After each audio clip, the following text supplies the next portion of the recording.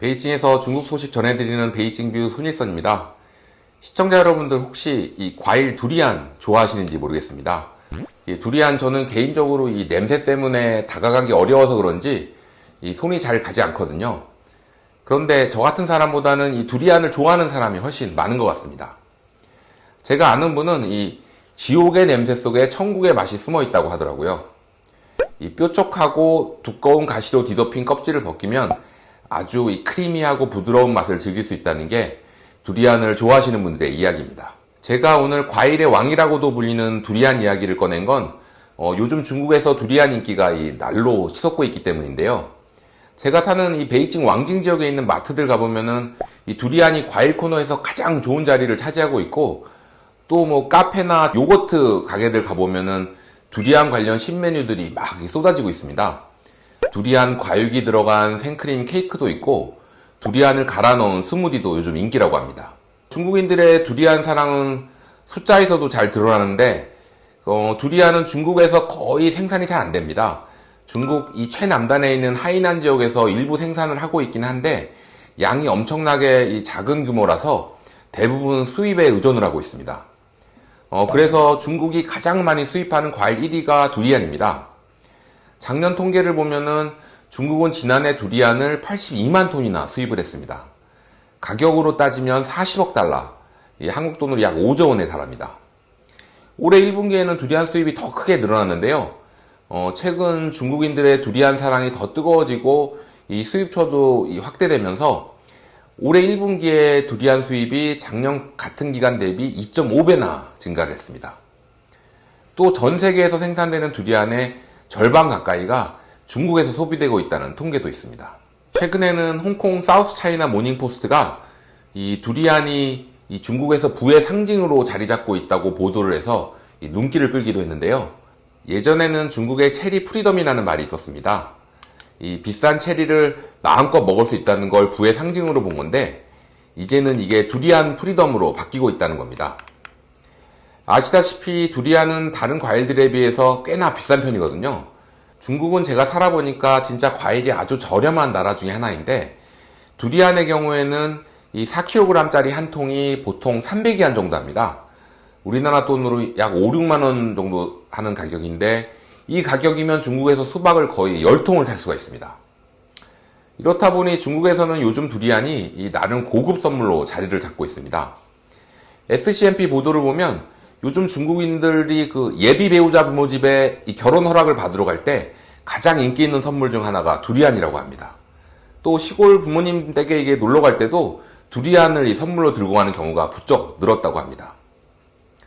두리안 이야기가 조금 길어졌는데, 제가 오늘 두리안 이야기를 꺼낸 진짜 이유는 바로 이 중국의 힘이 어디서 나오느냐, 여러 가지가 있을 수 있겠지만 이 중국의 거대한 시장, 이게 중국이 가진 가장 큰 파워다, 이런 말씀을 드리기 위해서입니다. 요즘 두리안 최대 생산지인 아세안 지역에서는 이 중국의 두리안 외교라는 말이 나오고 있다고 하는데요. 배경을 좀 더 살펴보면 아까 좀 말씀드린 대로 중국이 이 주로 동남아에서 생산되는 두리안을 거의 싹쓸이하다시피 수입을 하고 있습니다. 중국이 두리안의 이 큰손이자 최대 시장인 셈인데요. 과거 중국은 대부분의 두리안을 태국에서 수입을 했습니다. 그런데 중국 내 수요도 갈수록 늘어나는 데다가 그 RCEP이라고 부르죠. 그 영내 포괄적 경제 동반자 협정 발효 등을 계기로 중국이 두리안 수입처를 다변화하기 시작했습니다. 지난해 7월에는 베트남, 올해 1월에는 필리핀에게도 두리안 수출 허가를 해준 겁니다. 거대한 이 중국이라는 수출 시장을 얻게 된 베트남과 필리핀에게는 큰 호재라고 볼 수 있을 것 같은데요. 당연히 이 베트남과 필리핀에서는 다른 농작지를 갈아엎고 두리안을 재배하겠다고 나서는 사람들이 크게 늘어났다고 합니다.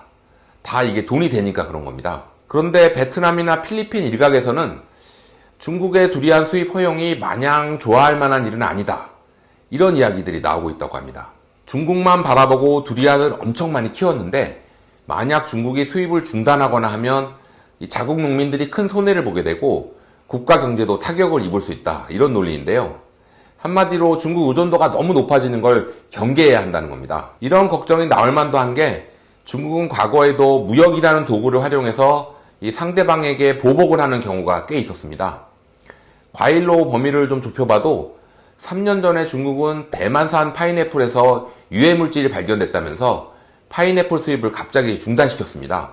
대만에서 생산된 파인애플의 90%가 중국으로 수출이 됐었는데 이게 이 판로가 막히면서 대만 파인애플 농가들이 휘청휘청했었습니다. 중국은 유해물질 이런 이유를 들이댔지만 이 말을 믿는 사람들은 많이 없었고 미국 편에서는 대만 정부에 대해서 중국이 보복을 가한 거다 이런 평가가 지배적이었습니다. 예전에는 필리핀의 바나나를 대상으로도 비슷한 일이 벌어진 적이 있었습니다. 필리핀과 이 남중국해 관련 마찰을 빚던 중국이 갑자기 필리핀 바나나 수입을 거부한 겁니다. 이런 게 다 가능한 게 바로 중국의 거대한 시장 때문입니다. 14억 인구가 있는 중국 땅에서 물건 팔아서 돈 벌고 싶으면 중국한테 섭섭한 행동을 하지 말아라 이런 무언의 압박 효과가 있습니다. 이게 비단 과일뿐만 아니라 다른 영역도 비슷합니다. 중국은 세계 최대의 자동차, 휴대폰, 반도체 시장입니다.